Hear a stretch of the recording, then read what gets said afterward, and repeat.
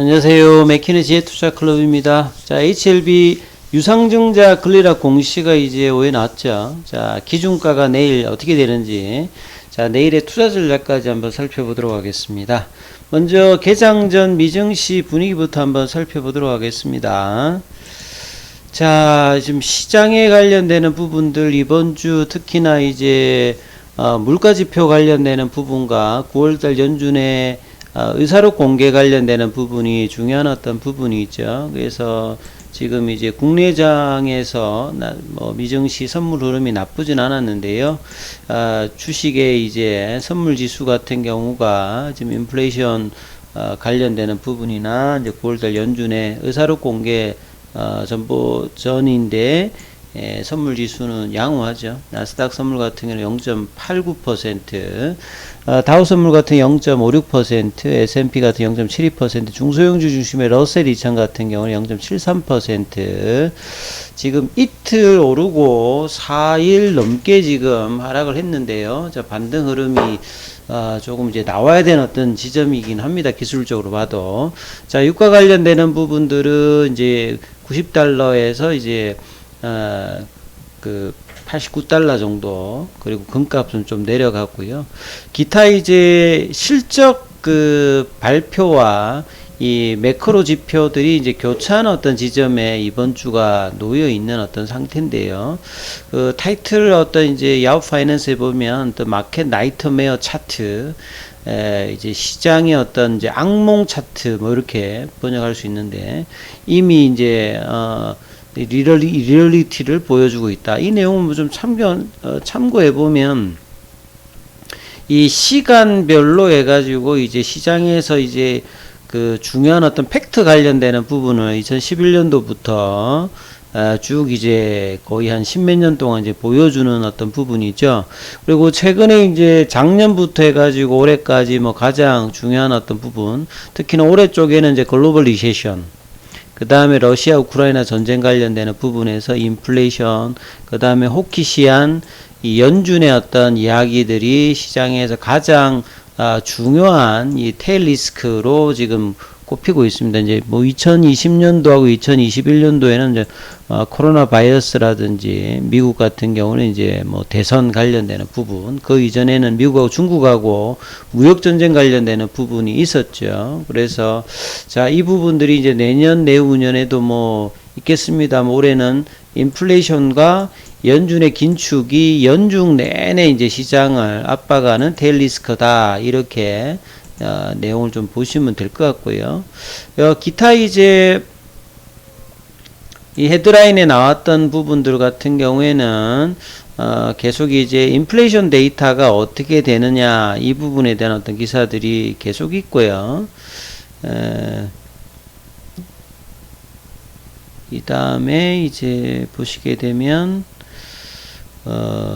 계속 이제 선물 관련되는 부분에서 인플레이션 데이터가 어떠냐에 대해서 반대적으로 이제 이 선물 지수 흐름들 나오고 있는데, 아무튼 이제 실적과 더불어서 매크로 지표가 어떻게 되는지가 계속 뭐 중요한 어떤 시장에서 어떤 핵심 포인트다, 이렇게 보시면 될 것 같아요. 자, 그리고 이제 HLB 관련해서 이제 공시 관련되는 부분 한번 살펴보겠습니다. 이번 주가 유상증자 관련되는 기준일 관련되는 부분이 있는 어떤 주간이기 때문에요. 오후에 이제 유상증자 권리락 관련되는 이제 기사가 이 오후에 나왔습니다. HLB가 내일이죠. 내일 이제 유상증자 권리락을 실시한다. 권리락 기준가까지 나와 있는데요. 이제 공시 내용이 이제 오후에 한 3가지 정도가 나왔죠. 보시게 되면 이 신주 발행가에 관련되는 부분에서 기존에 이 34,050원에서 최근에 이제 주가가 좀 빠졌고 1차 발행가의 기준일 관련되는 부분들이 있기 때문에 이 부분을 좀 반영해서 예정 발행가가 이 37,000원 정도로 1차 발행가 관련되는 부분들이 나왔고요. 그 다음에 이제 확정 발행일은 2차 발행가하고 해가지고 최종적으로 확정 이제 예정일은 11월 28일입니다. 그래서 이제 공시 내용들 좀 살펴보면요. 신주 배정 기준일이 10월 14일이죠. 그래서 이제 국내 같은 경우에는 3일 결제니까 13일, 12일, 10일이죠. 그러니까 오늘까지 주식을 기존에 가지고 계신 분이나 아니면 오늘까지 이제 매수를 한 분들이 신주 배정 기준일에 이제 주식을 보유하게 되겠죠. 그러면 내일 12일은 신주 배정 기준일에서 내일 만약에 주식을 사게 되면 이 14일에는 주식을 가지고 있지 않고 15일에 가지고 있죠. 그래서 내일은 이런 어떤 신주 배정 기준일에 실질적으로 주식하고는 관계가 없는 날이기 때문에 유상증자, 그러니까 이제 신주 배정 기준일에 벗어나죠. 그래서 이런 부분들을 권리를 제거하는 것이 이 유상증자 권리락이라고 보시면 됩니다. 그래서 기존에 이제 주식을 갖고 계신 분들 같으면 만약에 100주를 갖고 있다 이러면 이제 9주를 배정받는 요런 어떤 이제 배정 비율이 있는 상태고요. 그 다음에 이제 이런 분들이 이제 구주주 청약 예정 관련되는 부분들은 12월 1일에 합니다.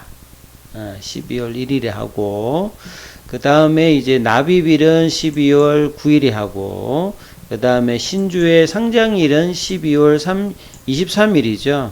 그러면 이제 확정 예정일 전에 이제 2차 발행가에 관련되는 부분들도 이제 있겠죠. 그래서 유상증자 1차 발행가에 결정 관련되는 부분들이 일단 나왔고요.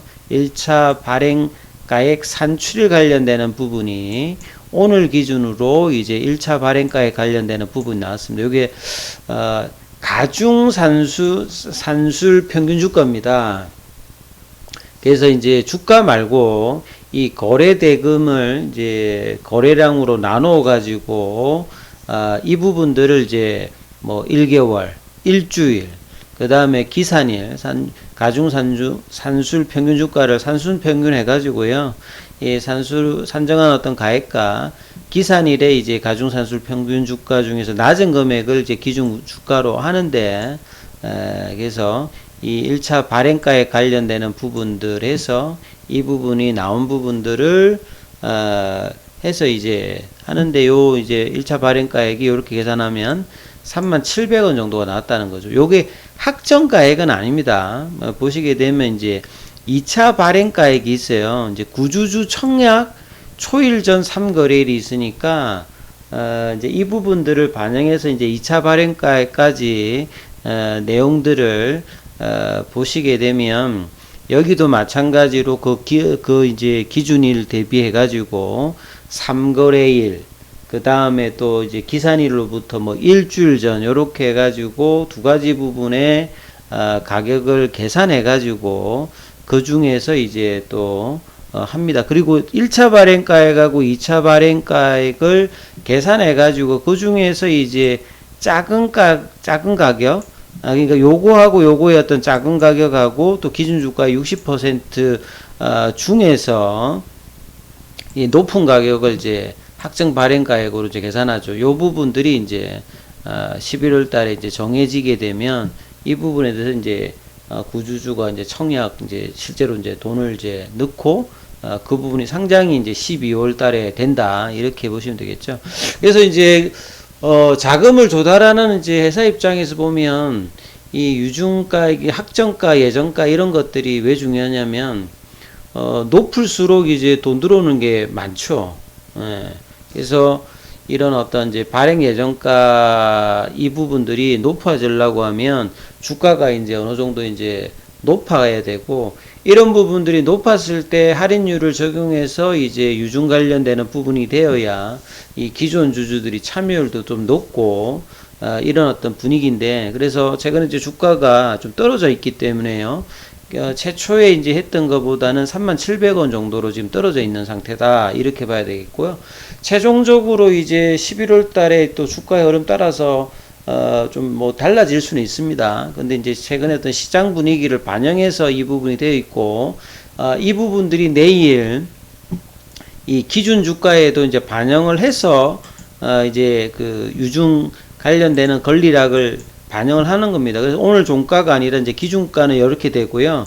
시가는 이제 또 동시효과로 반영해가지고, 이제 42,200원을 이제 종가라고 생각하시면 되겠죠. 이렇게 반영해가지고 이제 주가가 이 가격을 기준으로 해서 이제 시초가가 결정이 되는 겁니다. 요게 시초가가 된다는 게 아니라 기준 가격이 이제 이렇게 권리락을 반영해서 42,000원을 이제 기준에서 동시효과를 해서 이제 시초가가 결정이 되겠죠. 이 부분 질문하신 분들이 있으셔서 설명드렸습니다.